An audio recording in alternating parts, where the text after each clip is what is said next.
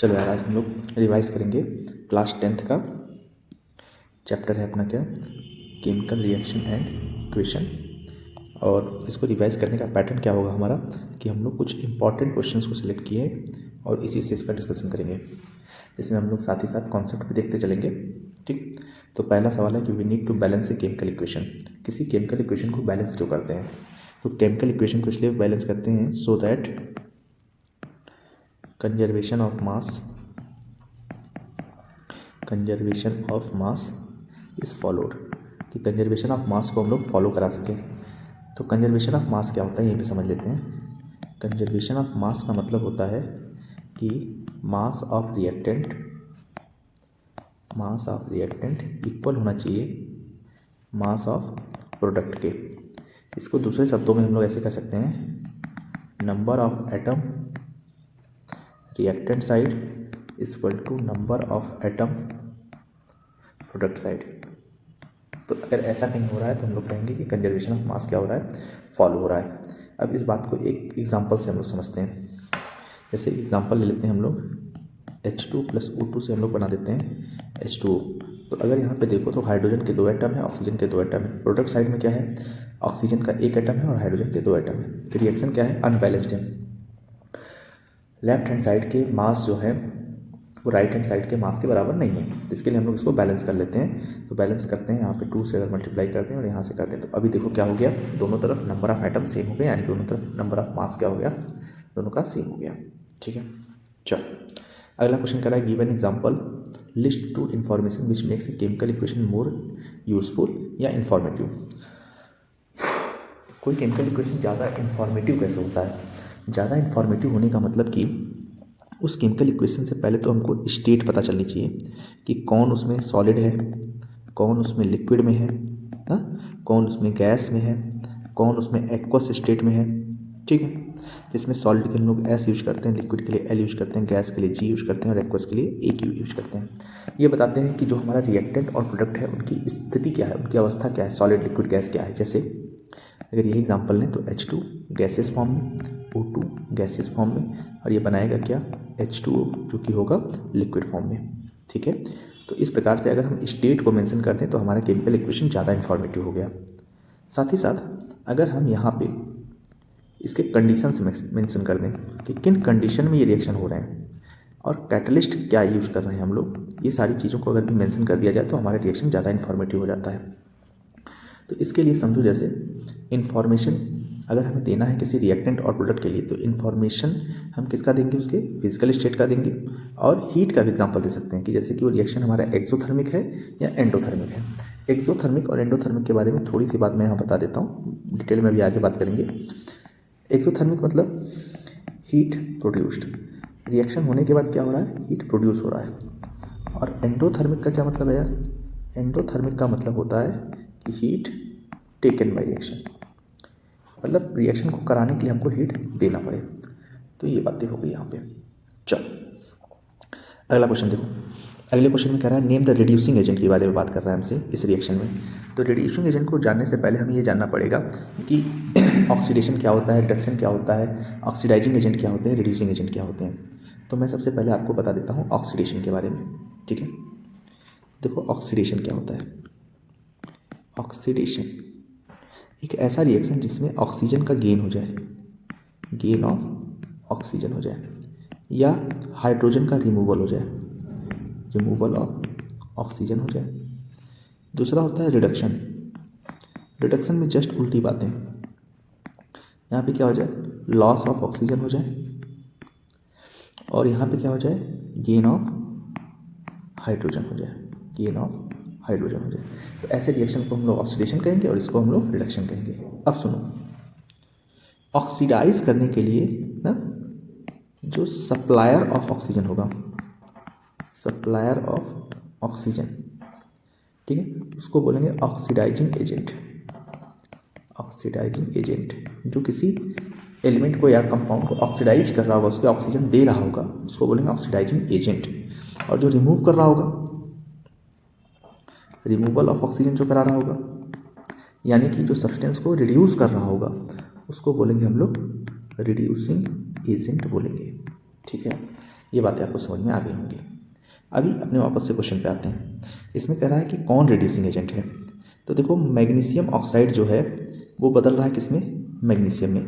इसका मतलब यहाँ पे MnO2 is being reduced. MnO2 क्या हो गया, रिड्यूस हो गया। किसने इसको रिड्यूस किया यार, एल्यूमिनियम ने कर दिया। तो Al is reducing agent, reducing agent, ठीक है। एल्यूमिनियम ने इसके ऑक्सीजन को क्या कर लिया, खींच लिया, और खुद क्या हो गया, ये Al2O3 में बदल गया। यानी कि aluminium is oxidised to Al2O3, इसमें ये ऑक्सीडाइज हो गया, ठीक है। तो ये ऑक्सीडाइज हुआ है, MnO2 को ही इसने क्या किया है, रिड्यूस, क्योंकि इसने ही ऑक्सीजन खींच लिया किसका, Mn का। ठीक है, चलो नेक्स्ट क्वेश्चन पे चलते हैं। कह रहा है why should A magnesium ribbon be cleaned before burning in air. देखो हमको पता है कि जो मैग्नीशियम होता है ना, वो ऑक्सीजन के साथ रिएक्ट करके क्या बना लेता है, मैग्नीशियम ऑक्साइड कर लेता है, ठीक है, और हीट प्रोड्यूस करता है, ठीक है। और जैसे फुलझड़ी जलती है उसी प्रकार से ये मैग्नीशियम भी जलता है। बट होता क्या है कि जो मैग्नीशियम की रिबन है, जब ये एयर के कांटेक्ट में आता है तो अपने ऊपर क्या बना लेता है, एक लेयर बना लेता है ऑक्सीजन का, सॉरी ऑक्साइड का, यानी कि MgO का एक लेयर बन गया है यहाँ पे। तो इससे अब ऑक्सीजन रिएक्ट नहीं कर पाता, इसलिए इसको जलाने के लिए पहले इसको क्या करना पड़ेगा, हमें क्लीन करना पड़ेगा, ठीक है, इस लेयर को हटाना पड़ेगा। तो इसीलिए हम लोग इसको क्लीन करते हैं, ठीक है। चलो ये बढ़िया सवाल आया हमारे सामने, ठीक है, ये इंपॉर्टेंट सवाल है। कह रहे हैं what does one mean by exothermic और एंडोथर्मिक रिएक्शन, एग्जाम्पल के साथ बात करते हैं।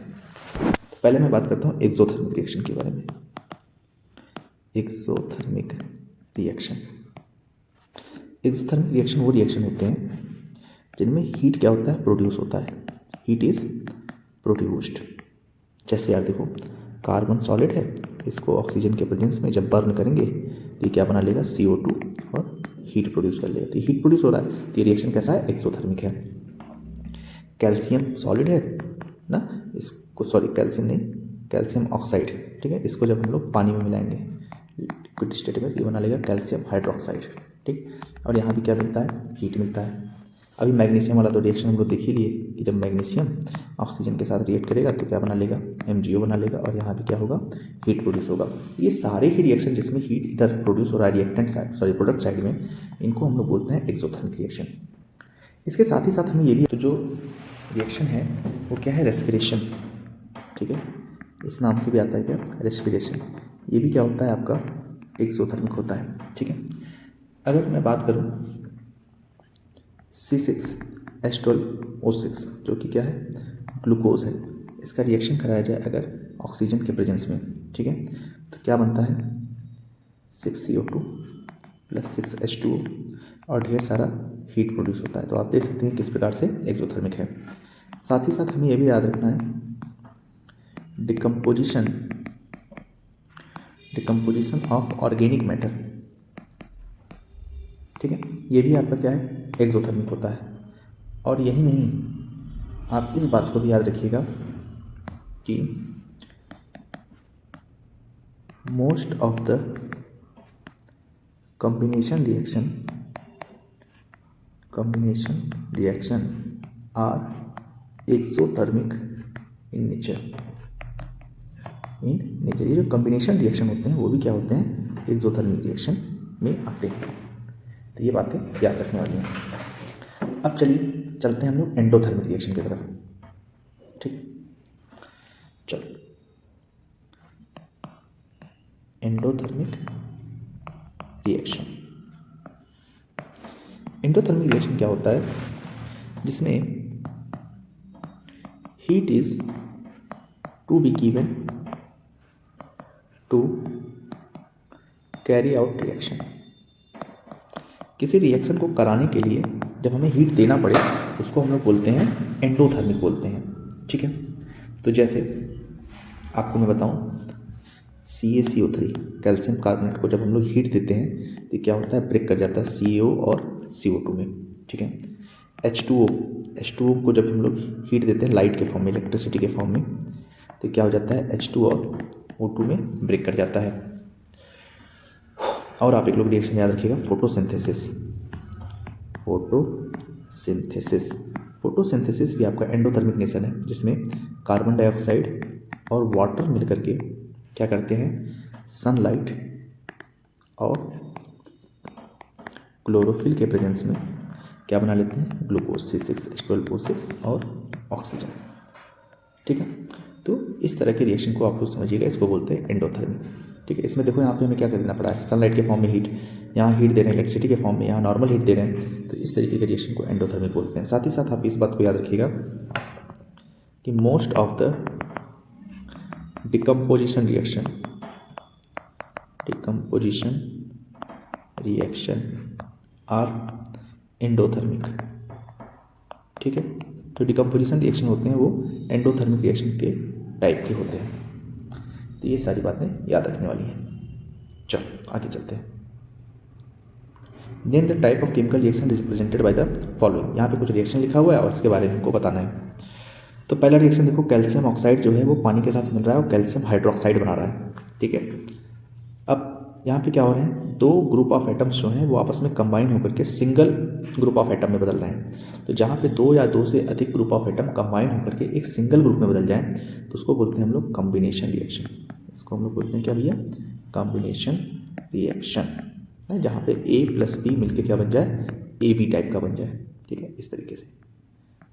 ठीक है, इसमें कह रहा है बेरियम क्लोराइड एल्युमिनियम सल्फेट, ये है बेरियम क्लोराइड, ये है एल्युमिनियम सल्फेट, ये बना रहा है बेरियम सल्फेट और एल्युमिनियम क्लोराइड बना रहा है। ठीक है, यहाँ देखो क्या हो रहा है कि अगर मैं इस बेरियम क्लोराइड को देखूँ तो इसको मैं दो आयन में लिख सकता हूँ, Ba2+ और Cl- में।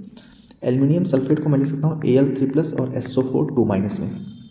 और जो रिजल्ट में बेरियम सल्फेट बन गया है, मतलब यहाँ पे क्या है यार, बेरियम के आयन है और सल्फेट के आयन है। इसका मतलब क्या हुआ कि बेरियम जो है वो चला गया किसके साथ, सल्फेट के साथ, और यहाँ देखो एल्युमिनियम का आयन है और क्लोरीन का आयन है। इसका मतलब क्लोरीन चला गया एल्युमिनियम के साथ, तो आयन एक्सचेंज हो गया, आयंस आर एक्सचेंज्ड। तो ऐसा रिएक्शन जिसमें आयंस आपस में क्या हो जाए, एक्सचेंज कर जाएं, तो ऐसे रिएक्शन को हम लोग बोलते हैं double displacement reaction. Double displacement reaction. ठीक है, यहीं पे आप लोग याद रखिएगा, डबल डिस्प्लेसमेंट रिएक्शन दो प्रकार के होते हैं। एक होता है प्रेसिपिटेट फॉर्म का, प्रेसिपिटेशन, और दूसरा होता है न्यूट्रलाइजेशन। ठीक है, ये दो प्रकार के डबल डिस्प्लेसमेंट रिएक्शन होते हैं जिसमें आयंस म्यूचुअली एक्सचेंज कर लेते हैं रिएक्टेंट के और एक नया प्रोडक्ट बना लेते हैं ये लोग। ठीक है, अगला देखो क्या है, फेरस सल्फेट का डिकम्पोजिशन यहाँ पे दिखाया है। फेरस सल्फेट जो है वो हीट देने पे Fe2O3 SO2 होना चाहिए यहाँ पे, और यहाँ पे SO3 में ब्रेक कर जा रहा है। ठीक है, तो ये भी आपका क्या है, डिकम्पोजिशन रिएक्शन है। ये आपका क्या है, डिकम्पोजिशन रिएक्शन है। तो डिकम्पोजिशन रिएक्शन क्या होता है यार, जिसमें सिंगल कंपाउंड जो है 2 या 2 से अधिक, 2 और मोर देन 2 कंपाउंड में ब्रेक कर जाए, उसको हम लोग बोलते हैं डिकम्पोजिशन रिएक्शन। ठीक है, अच्छा यही बात कर लें डिकम्पोजिशन रिएक्शन के बारे में, थोड़ी सी और बात कर लें कि ये जो डिकम्पोजिशन रिएक्शन है, ये डिकम्पोजिशन रिएक्शन है, ये 3 टाइप के हैं। पहला जिसमें सिंपली हमें क्या देना पड़े, हीट, थर्मल के फॉर्म में देना पड़े, थर्मल हीट। दूसरा हमें जिसमें इलेक्ट्रिसिटी देनी पड़े, और तीसरा जिसमें हमें सनलाइट देना पड़े। ठीक है, तो इसका तो एग्जांपल हो गया कैल्शियम कार्बोनेट को अगर हम नॉर्मल हीट दे दें तो ये कैल्शियम ऑक्साइड और CO2 में ब्रेक कर जाएगा। इलेक्ट्रिसिटी वाला आपको पता है इलेक्ट्रोलाइसिस, जिसको H2O को अगर हम इलेक्ट्रिसिटी दे दें तो क्या होता है, H2 और O2 में ब्रेक कर जाता है। सनलाइट में AgCl वाला रिएक्शन याद रखिएगा, जिसमें Ag और क्लोरीन गैस निकलता है। ठीक है, बैलेंस कर लो इसको। ठीक है, ना भी करो तो कोई दिक्कत नहीं है यहाँ पे फिलहाल। ये होता है सनलाइट के प्रेजेंस में। ठीक है, तो ये 3 प्रकार के डिकम्पोजिशन रिएक्शन हो गए। ठीक है, एक और रिएक्शन होता है जिसको हम लोग बोलते हैं displacement reaction. Displacement reaction, displacement reaction में क्या होता है यार कि a more reactive element displaces the less reactive element from its compound. ठीक है। एक ज़्यादा रिएक्टिव एलिमेंट जो होगा वो लेस रिएक्टिव एलिमेंट को उसके कंपाउंड में से डिस्प्लेस कर देगा और वहाँ खुद जा करके जुड़ जाएगा। तो ऐसे रिएक्शन को हम लोग बोलते हैं डिस्प्लेसमेंट रिएक्शन। ठीक है, आराम से कर सकते हैं हम लोग, बिल्कुल कर सकते हैं। एक एग्जाम्पल लेते हैं इसका। चलो, Fe + CuSO4 से क्या बन जाएगा, FeSO4 + Cu। देखो Fe ज़्यादा रिएक्टिव होता है, वो कॉपर को क्या कर दिया, हटा दिया और सल्फेट की जगह जुड़ गया, तो FeSO4 बना लिया। ठीक है, तो ये सारी बातें हमको याद रखनी। तो मैं अगर समराइज कर दूँ तो जो रिएक्शन थे वो हमने आपको बताया 4 टाइप के। पहला कॉम्बिनेशन रिएक्शन, दूसरा हमने बताया आपको डिकम्पोजिशन रिएक्शन और इसके 3 टाइप, तीसरा हमने आपको बताया क्या, डिस्प्लेसमेंट रिएक्शन, और चौथा हमने आपको बताया double displacement reaction.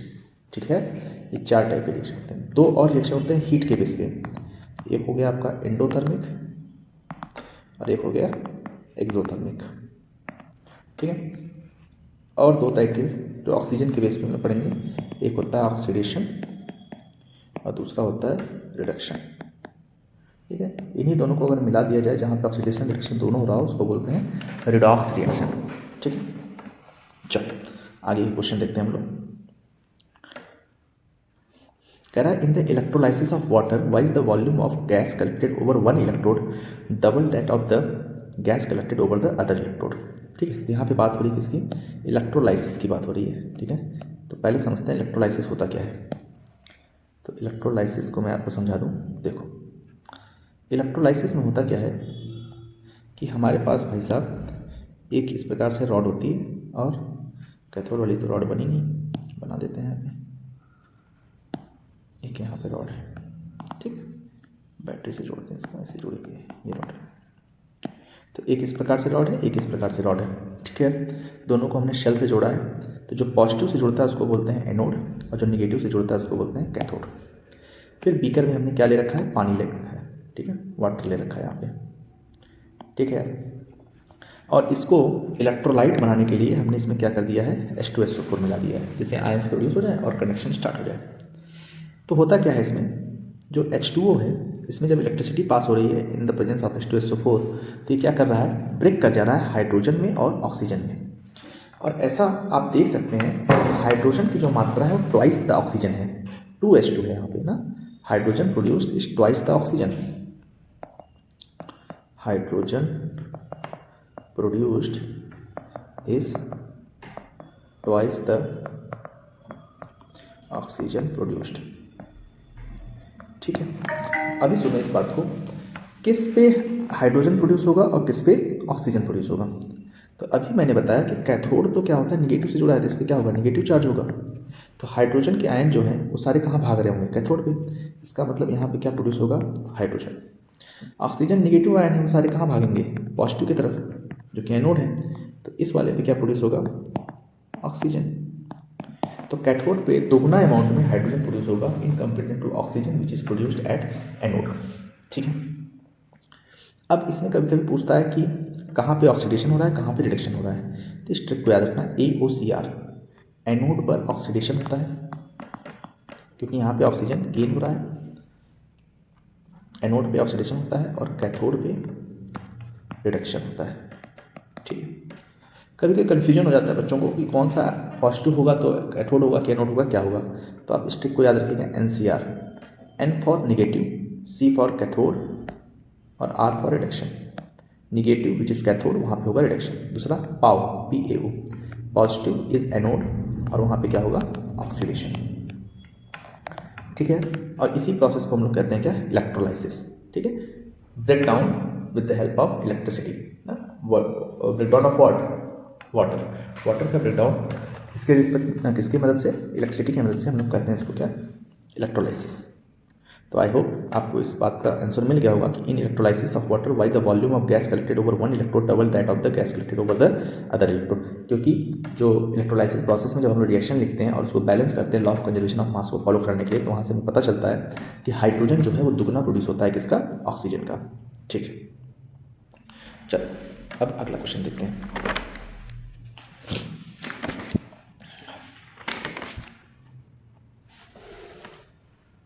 Next question में कह रहा है sir, ferrous sulphate crystal are heated in a dry boiling tube, list any two observation, name the type of reaction and write the chemical equation of the reaction.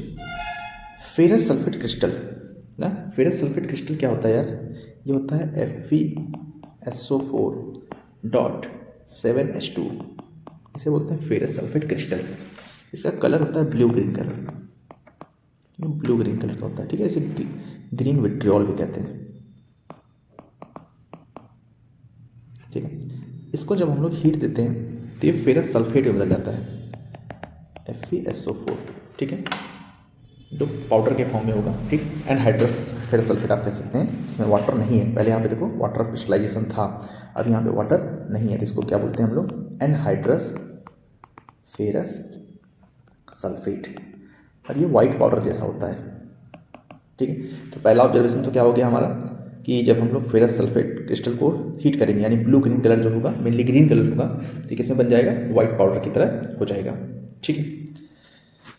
अगर इसको हम लोग और heat करें, फर्दर हीट करने पे ये बदल जाता है Fe2O3, ठीक है, प्लस SO2 प्लस SO3, ये दोनों गैसेस हैं, दोनों क्या है भाई, गैसेस।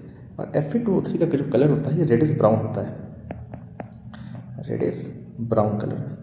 और ये जो सल्फर डाइऑक्साइड है ना, इसकी अपनी कैरेक्टरिस्टिक स्मेल होती है सल्फर की, कैरेक्टरिस्टिक स्मेल हमें देखने को, सूंघने को मिलेगा, देखने को क्या मिलेगा, देखने को तो कलर मिलेगा, ठीक है। तो इस बात को याद रखेंगे कि जब भी फेरस सल्फेट क्रिस्टल को हीट करेंगे तो दो ऑब्जर्वेशन होगा। पहले क्या होगा, ब्लू ग्रीन से ये वाइट पाउडर में बदलेगा, कलर चेंज होगा यहाँ पे, और हीट करेंगे तो ये कैसा हो जाएगा, रेडिश ब्राउन हो जाएगा, प्लस SO2 की स्मेल आएगी, ठीक है। तो ये हो गए दो observation. Name the type of chemical reaction, आप देख पा रहे हैं इसमें क्या हो रहा है कि फेरस सल्फेट ब्रेक हो रहा है दो या दो से अधिक कंपाउंड में। तो यार ये तो बड़ा आसान हो गया, ये डिकम्पोजिशन रिएक्शन है, ये क्या है, डिकम्पोजिशन रिएक्शन। वो भी कौन सा वाला डिकम्पोजिशन रिएक्शन, हीट वाला। Right the chemical equation, equation आपके सामने लिखा हुआ है, चलिए।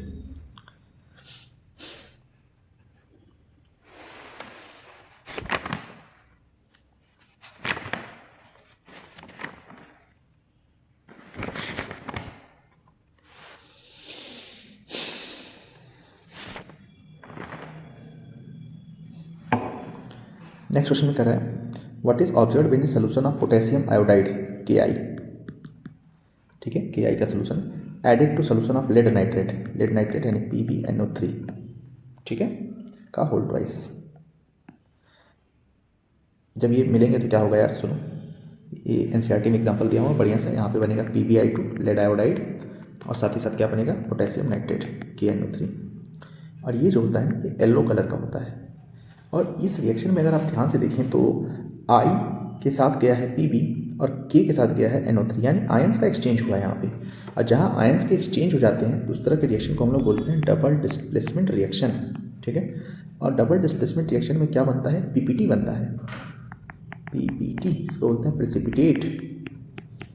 प्रेसिपिटेट बन गया। और ये किस कलर का है भैया, येलो कलर का प्रेसिपिटेट हमें देखने को मिलेगा। तो यहाँ से बात आती है कि प्रेसिपिटेट क्या होते हैं।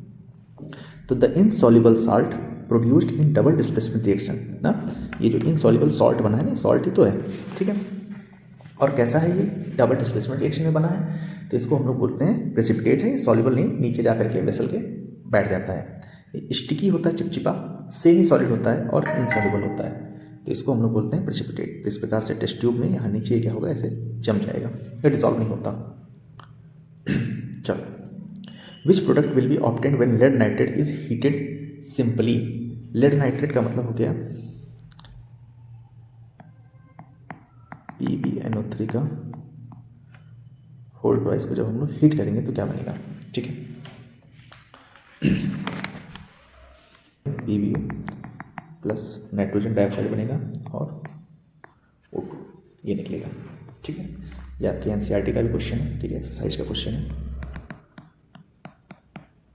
ठीक है, इसको आप देख लीजिए।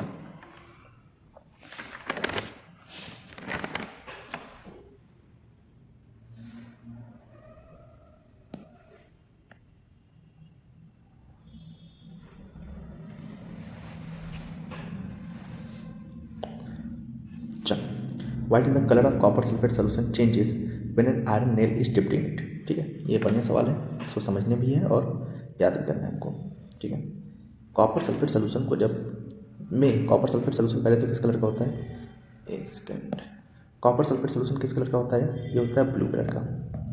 जब इसमें आयरन नेल डिप किया जाता है ना, तो आयरन जो है ये कॉपर सल्फेट के साथ क्या करता है, रिएक्शन करा के फेरस सल्फेट बना लेता है, और ये फेरस सल्फेट क्या करता है, इसके ब्लू कलर को चेंज कर देता है, तो ब्लू कलर क्या हो जाता है, डिसअपीयर हो जाता है। और ये जो आयरन है आपका ना, ये जो आयरन है इस पर कॉपर की लेयर आ जाती है, जैसे मान लीजिए नेल है, कील है, इसके ऊपर कॉपर की एक लेयर चढ़ जाती है, तो इसका कलर कैसा हो जाता है, रेडिश ब्राउन हो जाता है, रेडिश ब्राउन। तो ये एक एक्टिविटी भी है जिसमें आयरन जो कि वाइट कलर का होगा, कॉपर सल्फेट जो कि ब्लू कलर का होगा, जब ये रिएक्ट करेगा तो फेरस सल्फेट बना लेगा, और आयरन की जो कील है आपकी वो कैसी दिखेगी, रेडिश ब्राउन कलर की दिखेगी। कॉपर की इसमें कोटिंग हो जाती है, यहाँ पे आप लिखिएगा due to coating of copper. ठीक, कैसा रिएक्शन है यार ये, डिस्प्लेसमेंट रिएक्शन कहते हैं इसको। ठीक है, डिस्प्लेसमेंट रिएक्शन में क्या होता है, हाईली रिएक्टिव एटम या ग्रुप ऑफ एटम क्या करता है, डिस्प्लेस कर देता है लेस रिएक्टिव एटम को, मैंने बता दिया है। और किस बेसिस पे रिएक्टिविटी डिसाइड करते हैं, तो याद रखिएगा मेटल एक्टिविटी सीरीज को। ठीक है, इसको हम लोग मेटल एंड नॉन मेटल वाले चैप्टर में भी देखेंगे। तो देखो यहाँ पे एनसीईआरटी में बहुत साफ साफ लिखा है कि iron nails gets covered with the reddish brown coating of copper metal. ठीक है, तो the blue colour of copper sulphate fades gradually because of the formation of iron sulphate, और रिएक्शन इस प्रकार से यहाँ पे दिया हुआ है। चलते हैं हम लोग आगे। Why are the decomposition reaction called the opposite of combination reaction, write equation for this reaction. देखो कॉम्बिनेशन रिएक्शन क्या होता है यार, मैं आपको बताता हूँ कि कॉम्बिनेशन रिएक्शन एक्चुअली होता क्या है। कॉम्बिनेशन रिएक्शन में दो लोग मिल करके एक सिंगल कंपाउंड बनाते हैं। ठीक है, और यहाँ पे हीट इवॉल्व होती है, हीट हमको मिलता है। वहीं डिकम्पोजिशन रिएक्शन में सिंगल कंपाउंड क्या होता है, दो या दो से अधिक कंपाउंड में ब्रेक कर जाता है, और यहाँ हीट हमको देना पड़ता है खुद ही। तो इसलिए combination reaction is just opposite of decomposition reaction, आप ये बात कह सकते हैं। ठीक है, बाकी एक्सप्लेनेशन लिखा हुआ है, पढ़ सकते हैं। चलते हैं अगले क्वेश्चन पे। कह रहा था following diagram displays the chemical reaction, observe carefully and answer. Identify the chemical reaction that will takes place and define it. देखो यार ये बढ़िया एग्जाम्पल है डिकम्पोजिशन रिएक्शन का। इसमें क्या है, कटोरे में सिल्वर क्लोराइड रखा गया है AgCl। ठीक है,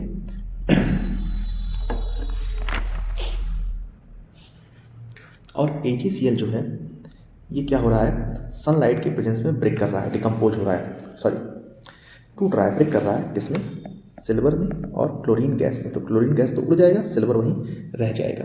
ठीक है, तो ये डिकम्पोजिशन रिएक्शन का एग्जांपल है। How will the colour of the salt change, right the chemical equation. तो केमिकल इक्वेशन आपके पास रखा हुआ, और कलर किस प्रकार से चेंज होगा यार, इसके बारे में बात कर लेते हैं।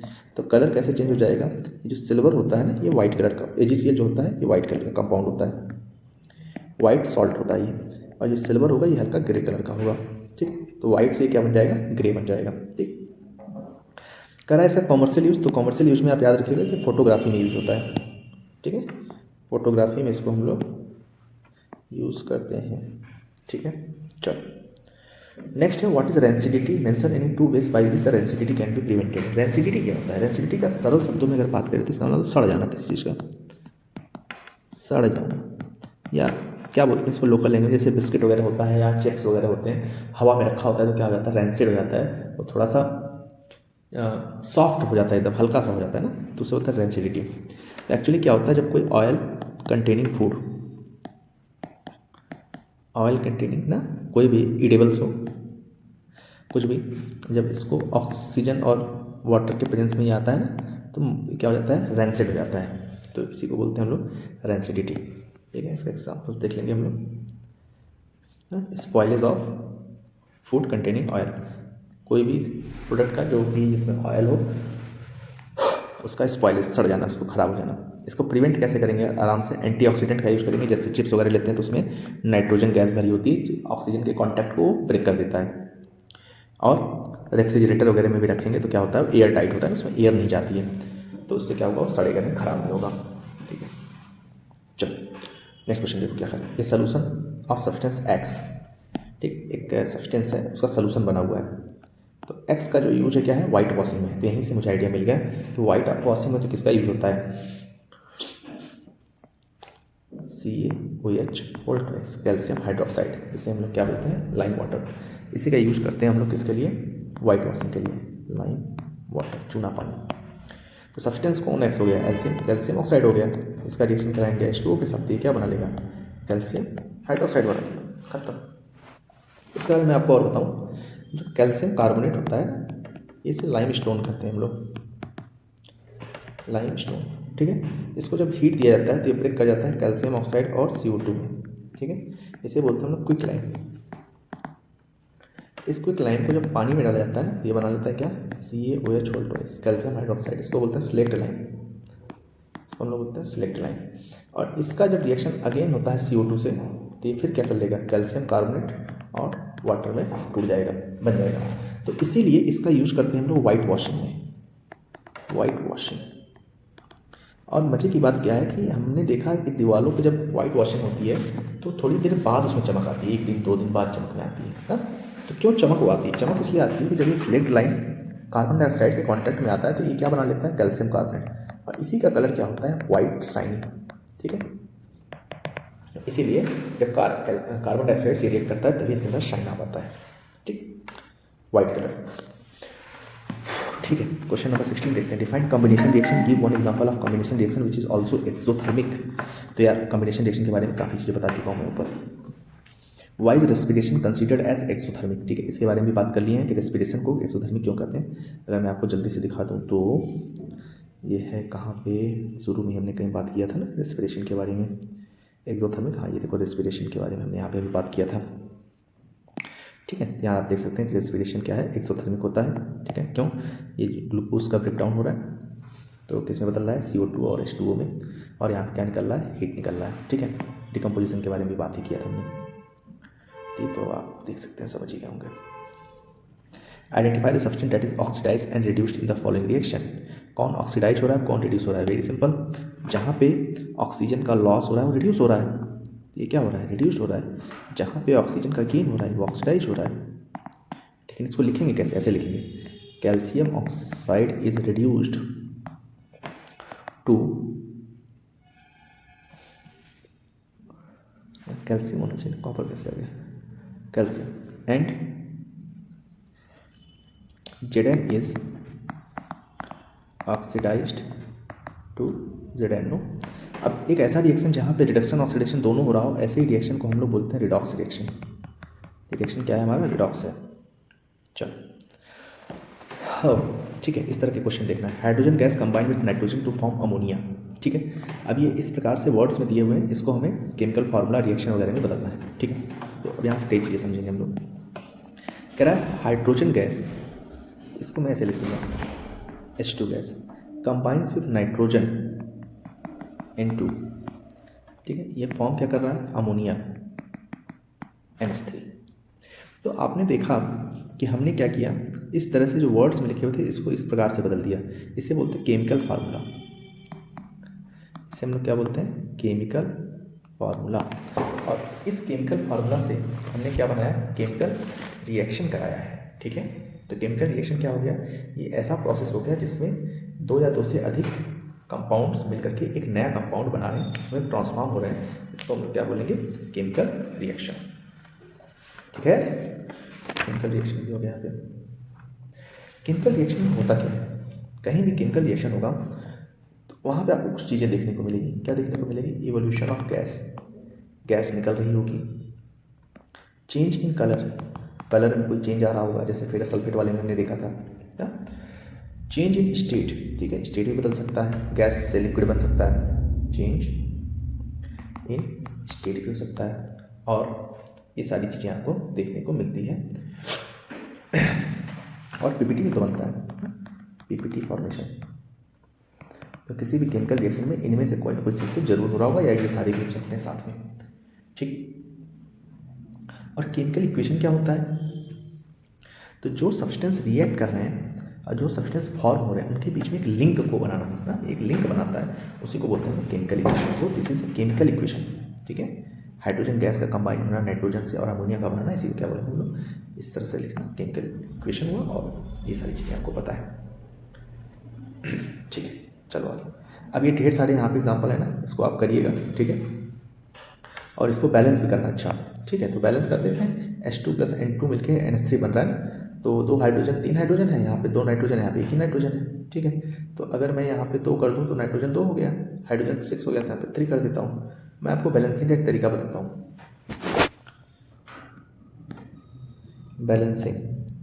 बैलेंसिंग में एक्चुअली करते क्या है हम लोग ना, नंबर ऑफ एटम को दोनों साइड बराबर करते हैं, लेफ्ट हैंड साइड और राइट हैंड साइड को हम लोग बराबर करते हैं। सबसे पहले कोशिश करेंगे हम लोग मेटल को बैलेंस करना, फिर नॉन मेटल को बैलेंस करना, फिर हम लोग करेंगे किसको, ऑक्सीजन को, और फिर फाइनली हाइड्रोजन को। इस पैटर्न को अगर फॉलो करेंगे ना तो बैलेंस करना आसान हो जाता है। ठीक है, जल्दी से बैलेंस हो जाता है कोई भी रिएक्शन। तो ये सारे हैं ना, इसको आप लोग अपना देखिएगा। ठीक है, किस प्रकार से बैलेंस होगा। मैं यहाँ पे ये बैलेंस इक्वेशन लगा दे रहा हूँ, आप इसको देख लिख के अपना समझिएगा, प्रैक्टिस कीजिएगा। 19 में भी वही बात है, बैलेंस्ड इक्वेशन लिखना है और बताना है कि किस प्रकार की रिएक्शन है। ठीक है, इसको भी मैं यहाँ पे लगा दे रहा हूँ, आप इसको देख सकते हैं। ठीक है, और फाइनली 20th क्वेश्चन आपके लिए होमवर्क है, आप इसको ट्राई कीजिएगा। चलिए, तो ये था फर्स्ट चैप्टर। ठीक है, इसको हमने पूरी तरीके से रिवाइज कर लिया, लगभग सभी चीज़ों को हमने टच कर लिया है, और यही इंपॉर्टेंट 20 क्वेश्चन अगर आप तैयार कर लेते हैं तो फिर कोई भी सवाल आपसे छूटेगा नहीं इस चैप्टर से। ठीक है, अगर आपने इतना पढ़ ही लिया है, ठीक है, तो मैं कुछ चीज़ें और बता देता हूँ, 2-4 छोटी छोटी चीज़ें कि फिजिकल चेंज और केमिकल चेंज क्या होता है। तो याद रखना यार, फिजिकल चेंज में नेचर ऑफ सब्सटेंस चेंज नहीं होता। जैसे एक पेड़ है ना, इस पेड़ को हमने काट दिया, तो पहले भी ये क्या था, वुड था, लकड़ी था, और कटने के बाद भी ये क्या है, वुड ही है, इसका नेचर नहीं बदला। इसको बोलते हैं फिजिकल चेंज। ठीक है, मेल्टिंग ऑफ वैक्स ना, जो मोमबत्ती का वैक्स है इसका पिघलना, तो पिघलने के बाद भी तो वैक्स ही रहेगा। कटिंग ऑफ पेपर, आइस का वाटर में बदलना, वाटर का आइस में बदलना, ये सब क्या है, फिजिकल चेंज है, जिसमें नेचर ऑफ सब्सटेंस सेम रहे। और केमिकल चेंज क्या होता है, जिसमें नेचर चेंज हो जाए। नेचर चेंज हो जाए मतलब जैसे बर्निंग ऑफ ट्री, इस पेड़ को जला दो तो क्या बन जाएगा, राख बनेगा, कार्बन डाइऑक्साइड बनेगा, अदर प्रकार की गैसेस बनेगी। तो ये सब क्या है, नई चीज़ बन गई। कहीं कहीं लिखा रहता है कि केमिकल चेंज जो होता है वो इर्रिवर्सिबल होता है, यानी कि जो प्रोडक्ट बन गया उससे नया प्रोडक्ट आप नहीं बना सकते, सॉरी पुराना प्रोडक्ट नहीं बना सकते। सही बात है, पेपर को अगर आपने जला दिया तो क्या फिर से आप पेपर बना सकते हैं, नो। ठीक है, तो ये सारी चीज़ें आप याद रखिएगा। दूसरी बात, कैटलिस्ट क्या होते हैं। तो याद रखो कि जब भी हम कोई रिएक्शन कराते हैं उसको हमें फास्ट कराना है और लोअर टेम्परेचर पे कराना है, तो हम लोग क्या करते हैं, कुछ चीज़ें अलग से मिलाते हैं, उसी को बोलते हैं कैटलिस्ट। और ये कैटलिस्ट जो होते हैं ना, ये रिएक्शन में पार्टिसिपेट नहीं करते, डू नॉट पार्टिसिपेट। इनका काम क्या होता है, बस रिएक्शन को फास्ट कराना, कम टेम्परेचर पे उसे रीच करा देना। जैसे यहाँ पे देखो KClO से KCl और O2 बन रहा है, तो इसमें MnO2 जो है ना, ये कैटलिस्ट का काम कर रहा है, इस रिएक्शन को जल्दी कराएगा ये। बाकी तो सारी चीज़ें हमने बता दिया है। NCERT की बैक एक्सरसाइज लगा लीजिए, एक्टिविटीज़ जो भी दी है उसको एक बार रीड कर लीजिए। ठीक है।